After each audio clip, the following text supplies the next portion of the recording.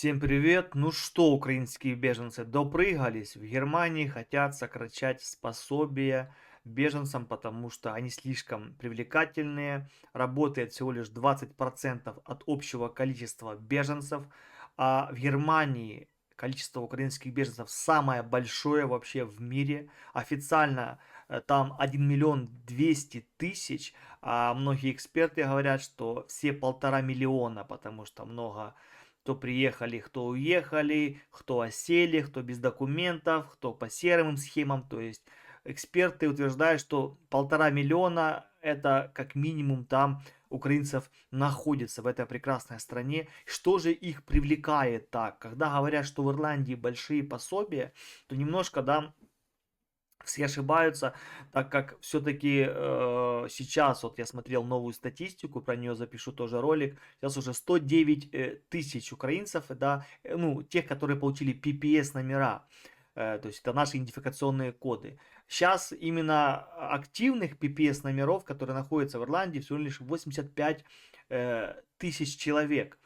И в неделю здесь максимум могут вам платить 232 евро в неделю. Что же мы видим в Германии, ребята? Я даже не знал, что там столько платится, да, денег людям. Ну, когда я посмотрел, то я теперь понимаю, почему там миллион человек напрягают там не слишком сильно. Сейчас только за них начали браться, да, за украинских беженцев, которые лодыри, которые сидят, ни черта не делают. Вот самое интересное, вдумайтесь, официально 1 200 000 и 20% всего лишь работает.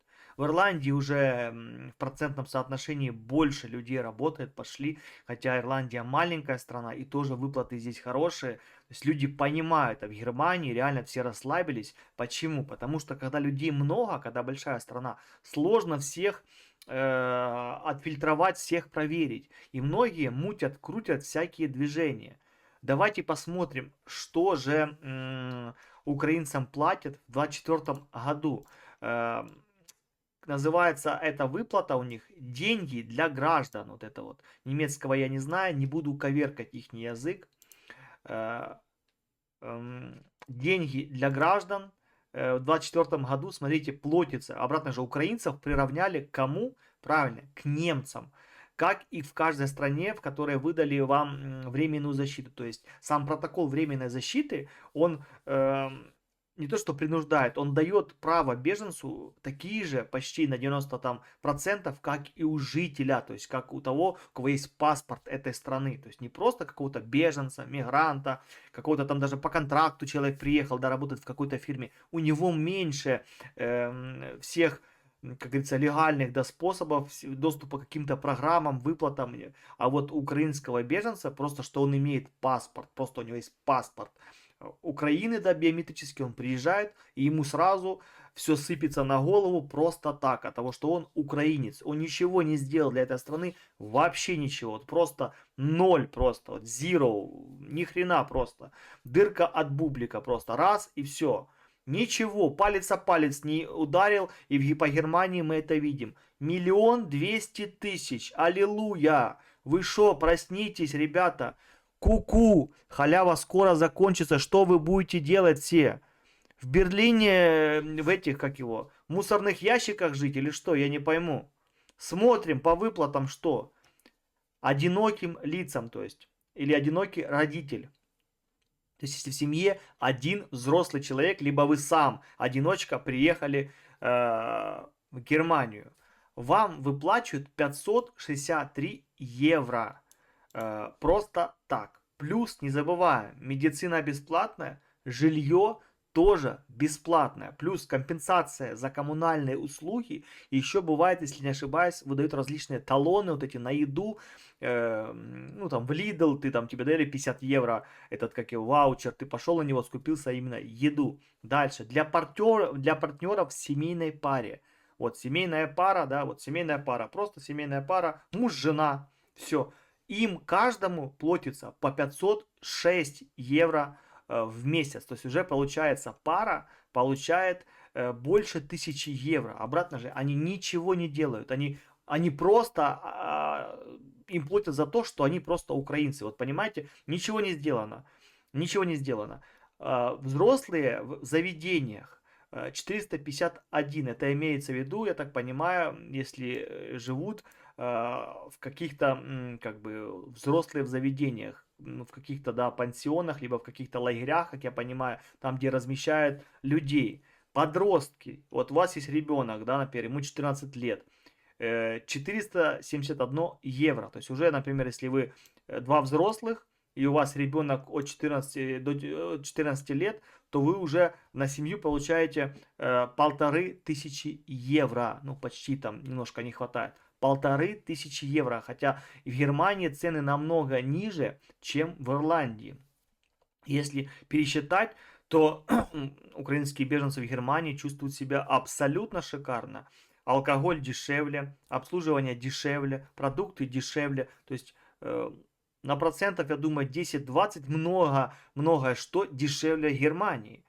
И они себя чувствуют очень комфортно. Дальше, если у вас дети от 6 до 13 лет, 390 евро. И дети до 5 лет, 357 евро. И теперь идет, да, пример. Вот пример, как это выглядит.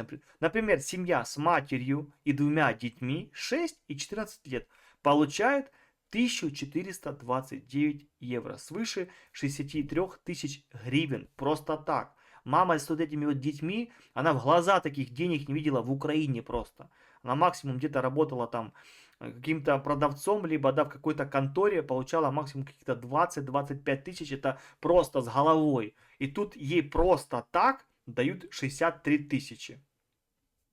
Объясните мне, зачем человеку идти работать, хотеть идти работать, вообще думать о работе, если ему просто так дают больше денег, чем он зарабатывал, когда работал, когда у него максимум было 2 выходных, да, а в неделю 8 выходных, а тут у него каждый день выходной, максимум, что ему нужно ходить на какие-то курсы языковые несчастные, там 2 часика, 3 попариться, посидеть, кофе попить, в носу поколупаться. Все. И дополнительные центры занятости дают 750-850 евро. Это около еще 33-37 тысяч гривен на человека для покрытия расходов на аренду жилья. Вы понимаете, что вот на жилье дается, просто так еще дается. Вы понимаете, что все там в Германии. Из Германии знаете, кто едет? Кто провалил вот эти вот тесты языковые, кому предлагали много раз работу и они отказались. Их просто начали лишать выплаты, они начали быть на вот этом, знаете, таком красным карандашиком уже отмеченные, что они ходят по тонкой струнке. И вот от этого многие бегут, не хотят просто работать. Они меняют просто страну, чтобы просто не работать. Вот и все. Это правда, это уже не беженцы, это экономические беженцы. И таких нужно вычислять и отправлять назад, мне кажется, лишать их полностью временной защиты в Евросоюзе, чтобы они не могли просто взять защиту ни в какой больше стране, потому что из-за таких людей не могут получить защиту те, кому по-настоящему она нужна. И это проблема не только Германии, это проблема Ирландии и всех остальных стран, потому что тут работает такая система, кто первый, того и тапки, понимаете? Кто первый занял место, да, как говорится, птичка улетела, место прогорело. То есть, кто первый место занял, того это будет место. Вот так это работает, а не то, что по нуждаемости. Выставляют там людей, да, список, так, мама с детьми, инвалид, пенсионер, ага, мужик 35 лет, сам приехал, девушка 26 лет сама приехала, так, приоритет мы даем вот эти могут подождать, потому что они сами с усами, они, наверное, процентов 90, что это экономические туристы, которые не бегут ниоткуда, давайте уточним у них с какой они области, что они имеют, здесь у них жилье в Украине, целое ли оно, и все вот эти моменты, проверим их банковские счета и поймем, что у них есть, как, есть ли машина, то есть вот так вот, мне кажется, нужно уже подходить, отфильтровывать тех, которые засиделись в Европе, не то, что их выгонять, но чтобы они шли работать. Хай, пожалуйста, оставайтесь в Европе, но вы работаете, себя обеспечиваете, и к вам не будет никаких претензий. Вот такие вот выплаты. И еще раз не забывайте, что цены намного ниже в Германии, чем в Ирландии. Сколько тратит Германия на украинских беженцев? Ребята, от 5,5 миллиардов евро до 6 миллиардов евро. Такую сумму, по оценкам Минфина ФРГ, выделено из государственного бюджета в текущем году для выплат пособий украинцам и украинским беженцам, да, бежавшим в Германию после начала полномасштабной войны в феврале 2022 года. В первый год войны расходы на эти цели составляли 5,5 миллиардов евро. В 2023 8,5 миллиардов евро. Вы считаете, что эти деньги, вы же понимаете, многие говорят, их там печатают, у них там банк, они могут сколько хочешь печатать. Когда печатаются деньги, пожалуйста, мои хорошие, мои любимые, мои любые друзья, вы же понимаете, чем больше печатается денег, тем больше становится инфляция. Напечатали еще 10 миллиардов. Инфляция плюс 10%. Еще. И вот почему постоянно растут цены. Цены не растут тогда, когда печатный станок не включается, а включается только по необходимости, в смысле там, когда заменяются купюры, либо добавляется просто по экономическим соображениям. Когда добавляется просто потому, что надо, то это все, это называется экономики будет рецессия первая, и второе это неизбежно, это инфляция, которая убивает все эти доходы.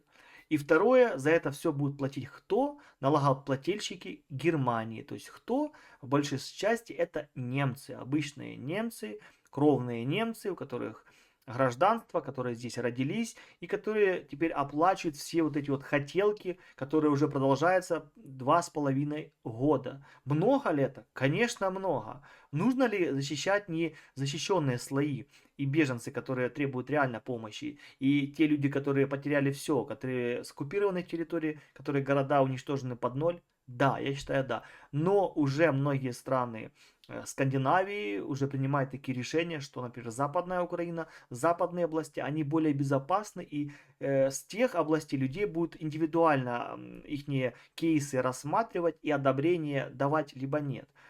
Это тоже, мне кажется, такое немножко под вопросом, это уже прямое разделение, но я считаю, что нужно все-таки с той точки зрения не то, что не впускать, впускать нужно всех, потому что у каждого должно быть право выехать, да, за пределы страны и в безопасную страну, но помощь, я считаю, нужно именно распределять уже по потребностям. Если видно, что человек инвалид, он не может себя обеспечить, дать ему жилье и пособие, медицинскую карту. Если ты видишь, что ручки, ножки, все хорошо, у человека все есть, он может работать, то дать ему, там, не знаю, 3-4 месяца переходного периода, помочь ему тоже заплатить там за квартиру, дать какое-то жилье на полгода максимум, и какое-то пособие, чтобы он мог подняться, скупиться там, как-то раздуплиться, посетить какие-то курсы, немножко язык подтянуть, и потом уже все, не успел, значит плохо старался. Не нужно говорить, что нет работы, все есть везде. Если захотеть, можно в космос полететь, и это не просто так говорится.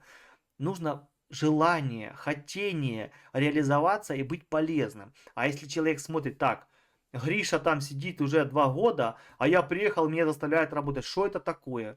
Нет, так не годится. То же самое здесь в Ирландии. Вот там вот Марина живет уже 2 года по РП, а меня засунули здесь в этот лагерь по 38 эти евро несчастных. И я не могу найти жилье. Вот где справедливость? Марина там на океаны ездит и кофе с ирландцами пьет, а я здесь как его, грязь месю с международниками рядом, с неграми да арабами. Что это такое? Где справедливость? Вот про это я говорю, что надо было и Марину, и вот эту подругу в одинаковые условия определить. А тем, кому нужна реальная помощь, вот тем помочь. Вот это, конечно, проблема. Я вижу, что эту проблему не собираются решать даже в Германии.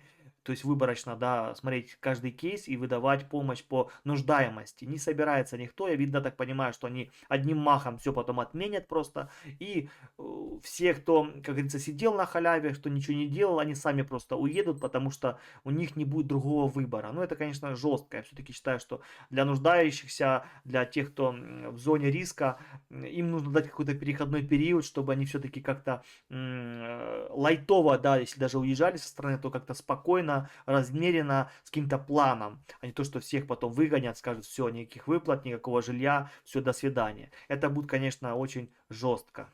Что написано дальше? Написано то, что украинцы это VIP-люди, потому что ни для каких других людей, беженцев, мигрантов, национальностей нету таких привилегий в Германии, как для украинских беженцев. Это привилегия. И обидно, что люди многие за 2,5 года не смогли реализоваться, не смогли эту да, птицу счастья ухватить и как-то вписаться в это общество, интегрироваться, найти работу, снимать жилье и показать, что мы благодарны за то, что вы нам помогли. Например, там человек годик, да, посидел, курсы посещал, язык подтянул и пошел, нашел работу. Молодец, молодец. Такого человека можно оставить в стране, дать ему ВНЖ и потом гражданство, если он сам себя будет обеспечивать. Ну, конечно же, да. А многие сидят, и когда что-то начинает срезать, сразу слезы, крики, зачем нас пускали, зачем вот так вот подкормили нас, да, подкормили как собачку какую-то дворняжку, а потом вот так вот, а потом так вот сапогом, бум, пендаля, давай, катись колбаской. Ну, ребята, это ж немножко все неправда. 2,5 года уже проходит весь этот пиздец, по-другому не скажешь. Это война, да? И пока есть конца и края, этому нету. Ну как нельзя понять, что даже когда это закончится, в Украине будет бешеная инфляция, цены, будет коррупция, будет полная жопа. И если люди реально многие хотят туда вернуться, ну так тогда не занимайте места тех людей, которые хотят интегрироваться, не позорьте их, потому что большинство украинцев, которые сидят на пособиях, они ведут аморальный образ жизни. Аморальный даже в том, кто-то скажет, ну не все же там пьют. Нет, для меня аморальный это когда человек встает в 12 часов дня и просто подтягивается, идет на улицу, пьет кофе, гуляет в парке, фотографируется, и потом приходит домой, там не ужинает, обедает, и потом сидит в социальных сетях, обрабатывает фотографии, вылаживает, все спокойно, его ничего не волнует, все, он как-то развивается эмоционально, а немцы стоят за станками, пашут, ебашут, чтобы она либо он могли вот так вот лайтово ходить по немецким улицам, дышать воздухом, смотреть природу, развиваться, а потом вечером зайти в телеграм-чат и написать: добрый день, я девушка, мне так скучно, как бы мне найти с кем погулять, либо парень. Я извиняюсь, ну ты поди от Мантуль, 8-часовой график, и вначале до работы доедь час после работы, это получается 10 часов ты потратила уже на работу, либо ты потратил на работу. Приедь похавай, покупайся, помойся, и уже в общем работа у вас занимает все процессы, да, 11 часов. И потом после 11-часового такого марафона ляжь в кровать и подумай, захочешь ли с кем-то ты еще увидеться, познакомиться, либо ты все-таки хочешь закрыть свои глазки и выспаться, потому что завтра обратно идти на пиздячку. То есть вот так вот, понимаете, вот этих людей я не понимаю. Это скоро закончится, вот этот ваш лайтовая жизнь, и вам будет очень плохо, вы не сможете потом вообще, ваш мозг не сможет даже переделаться, понимаете, это плохо, что людей вот так вот расслабили, и теперь они просто живут в каком-то зазеркалье. И по немецким меркам не столь малая сумма. Так, одинокие люди получают по 563 евро в месяц. Семейная пара по 506 евро на человека. Кроме такого, государство покрывает расходы на медицинскую страховку, оплату жилья и частично коммунальные услуги. Выделяет деньги на покупки мебели для дома и школьных принадлежностей. Оплачивает языковые курсы. По факту все, что ты хочешь, вот ты обращаешься к государству, нет дивана, нужен диван, пожалуйста. Тебе соточку дали, купи себе диванчик. Понимаешь, о чем я? Вы понимаете, что просто Германия, вот почему так много там людей. В Ирландию, видите, тут с жильем проблема. Сюда тоже запихнулось бы и 500 тысяч, и миллион, если возможно, если страна была побольше. Здесь страна маленькая, она просто бы физически не смогла бы принять никакой даже миллион, никаких даже 200 тысяч она не осилит просто. Вот просто жилищный фонд не позволит. Просто и все вот эти службы типа Интрео, центры занятости, медицина, тут бы просто она лопнула просто от такого количества людей, потому что в Ирландию приезжает от 20 до 30 тысяч людей в год. Это было до украинцев. Вы понимаете уровень? И тут сразу украинцы 109 тысяч бум, сверху. То есть, понимаете, тут так нагрузка максимальная. Еще немножко, и тут все просто лопнет, как мыльный пузырь. В Германии все немножко по-другому, потому что страна большая, там больше 80 миллионов, она и по площади больше, по населению, и система к этому более-менее готова. То есть там все службы работают в таком всегда интенсивном, да, напряженном темпе. Здесь все было по-другому, они любят помедленнее, не спеша, потихоньку. Они как-то так все это делают. Так что и последнее здесь самое интересное, ребята. Далеко не у всех жителей Германии, трудящихся на низкооплачиваемой работе, после оплаты жилья и прочих э, текущих расходов остается от зарплаты такая сумма на жизнь. Понимаете, указывает сторонники сокращения социальных пособий украинским беженцам и сравнивает выплаты в Германии с другими странами ЕС. Вы понимаете вообще уровень вот этого всего? То есть украинцам дают уникальный шанс, и они в большинстве случаев получают больше потом на руки, то есть наличных денег после всего у них больше, чем у коренного немца, который работает на низкооплачиваемой работе. А их тоже много. Тех, кто не все там работают начальниками, банкирами, менеджерами и остальными привлекательными профессиями. Нет, куча немцев, которые работают на низкооплачиваемые. И вот здесь украинец, например, да, ни черта не делает, просто вот ничего не делает, просто он беженец, просто он украинец, и он получает больше, чем тот человек, который пашет, работает физически, неважно как, хоть в офисе, он работает, он эти деньги заслуживает своим трудом, а кто-то просто так. Справедливо? Ну, конечно же, нет. Вот просто вы в это вдумайтесь, задумайтесь и все. Вот сколько украинцев имеет в Германии полноценную работу. Польша выплачивает украинским беженцам помощь только в течение первых 3 месяцев. Справедливо? Я считаю, да. 3 месяца, конечно, маловато, но вот полгода в самый раз. После чего они сами должны финансово себя обеспечивать. Ну, полгода нормально. Но даже в Германии могли год сделать. Вот уже сколько людей, уже каких-то 500 000, наверное, потому что 500 000 первых залетели в первый год, а то и больше. Уже они бы уже суетились, понимаете, если им сразу сказали, так, за год вы должны себя как-то реализовать. Нет, мы не помогаем. Можете оставаться, бомжевать, жить в палатках, как хотите, нам все равно. Поверьте, процент тех, кто нашел себе работу и работал, был бы гораздо выше. Я думаю, бы процентов уже 60-70 бы украинцев бы работали. Но Германия по-другому как-то решила, по другому пути идти, раз, и сама же потом от этого страдает. В Чехии через 5 месяцев они получают сумму эквиваленту 130 евро в месяц. В Великобритании государственная помощь еще меньше. При этом в Польше и Чехии работает около 2/3 украинских беженцев. В Великобритании более половины. В Германии, принявшие наибольшее их число, эта доля значительно ниже. То есть, видите, о чем это говорится? О том, что чем больше даешь, тем больше люди что? Залазят вам на голову, на шею, ножки свешивают, и все, их все устраивает. А когда этих людей начинают вот так трусить, говорят, встань, встань, ты надоел, ты уже реально на голове, ты мне давишь на плечи, мне трудно, мне больно. Он говорит, стоп, а почему что-то должно меняться? Меня все устраивает, я не хочу, нет, нет, нет. Он так хватает, обхватывает и начинает тебя душить. В этом примере душат экономику Германии, вы понимаете, то есть душат налогоплательщиков, потому что у них забирают деньги просто так, потому что человек просто не хочет идти работать. Напишите в комментариях все ваше мнение по поводу вот этой всей ситуации, как вы считаете. Я оставлю ссылку на эту статью, вы можете сами ее прочитать до конца, я не буду полностью ее пересказывать. Главные тезисы сказаны. Германия очень привлекательная, Германия платит очень большие деньги по меркам Евросоюза и даже по меркам самой Германии, потому что украинцам дан доступ такой же, как и обычному немцу. Но прикол, что немец даже меньше получает. Он сейчас украинского беженца максимально обхаживают, максимально его еще носят на ручках. Хотя уже, да, многое изменилось. Но, поверьте, еще недостаточно, еще не вечер.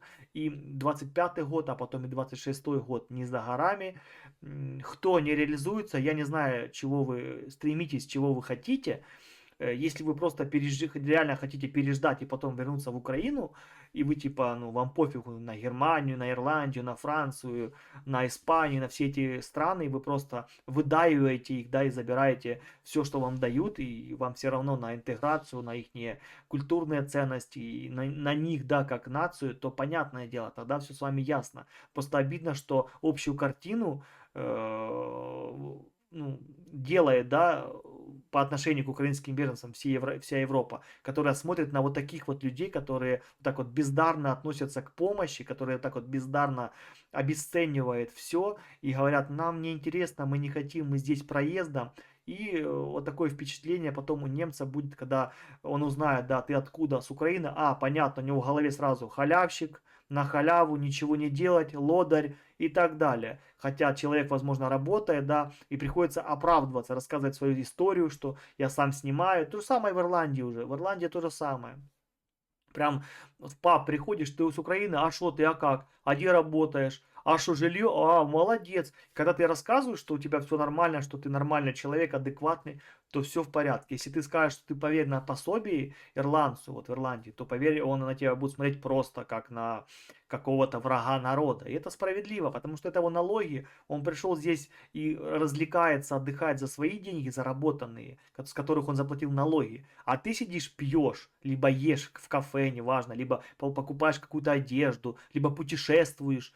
Ты путешествуешь за его налоги. Ты ничего не делаешь, а просто берешь.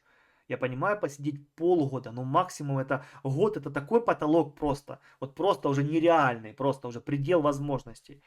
Ну, многим, в большинстве случаев до украинских беженцев это не доходит, и люди многие уже просто привыкли ничего не делать. Это плохо, понимаете? 2,5 года это большой уже срок, это даже год ничего не делая, если человек никак никуда, и он видит, что можно просто сидеть, жить на халяву, получать бабки, развлекаться, когда-никогда куда-то там пойти на какое-то собрание, пойти какие-то языковые курсы, это все понты, это все реально возможно, так что это для того человека, который себе дал указание ничего не делать, для него это ну, не является какой-то проблемой, где-то подыграть, что-то где-то промутить, как-то там сказать не могу, болею, там справочка, булавочка, туда-сюда, короче. А тот, кто хочет, тот найдет и жилье, и работу, и сможет себя реализовать, и язык подтянуть. И поверьте, у всех одинаковые возможности. Голова у нас и мозг одинаковые. Если один может, поверьте, и другой тоже сможет. Просто у одного есть мотивация и желание это сделать, а другой просто привык уже. Привык, и это обратно же, кстати, вина не только украинских беженцев, это вина еще Евросоюза, которая из стран, которые вот такие вот шикарные условия предоставила без пока есть ограничений безвозмездно. Да, она потихоньку уже сужает, но нужно было сразу ставить перед фактом, как в Польше, в Чехии, во многих других восточноевропейских стран Евросоюза. Там такой помощи, как в Германии, в Ирландии и в остальных странах, которые экономика у них лучше, эти восточноевропейские страны не предоставляли. Дают жилье на полгода, на 3 месяца, и потом сам разбирайся как хочешь. То есть это правильно. Я считаю, человек за это время, он максимально будет суетиться и попытается как-то интегрироваться и зацепиться. Чем больше помощи, тем больше человек залазит на голову. И такая еще есть фраза, да, то есть всегда люди, которые видят добро, они доброту всегда за слабость, понимаете, воспринимают. Вот ты добрый человек, ты там что-то простил, там что-то дал, там не договорил. Они считают доброту за слабость. Вот это вот большая проблема. Просто у человека всегда как точка кипения, когда взорвется, и поверьте, тот человек, который был добрый, если ему на голову залезть, то он, если взорвется, то мало не покажется. То же самое и здесь, только здесь в примере будут государства, да, рано или поздно Евросоюз, Германия и все остальные страны, они взорвутся, все это закончится, и потом просто будет плохо и трудно тем людям, и сложно это воспринять в голове, что вот так вот их, они скажут, нас кинули, нас бросили на произвол судьбы, хотя это не так, им давался шанс много раз себя реализовать и здесь зацепиться. Мы сейчас говорим про Германию, так что скоро, я думаю, поток мигрантов будет и из Германии двигаться куда-то дальше, когда им уберут вот эти вот выплаты, которые, ну, которые выплачиваются именно немцам. То есть как только им тоже их переведут на какие-то международные выплаты, которые намного меньше, там только купоны дают, и, ну и тому подобное. То есть там уже нет такой роскошной жизни. То есть сразу люди начнут куда-то суетиться, куда-то двигаться. Всегда на связи, держу в курсе.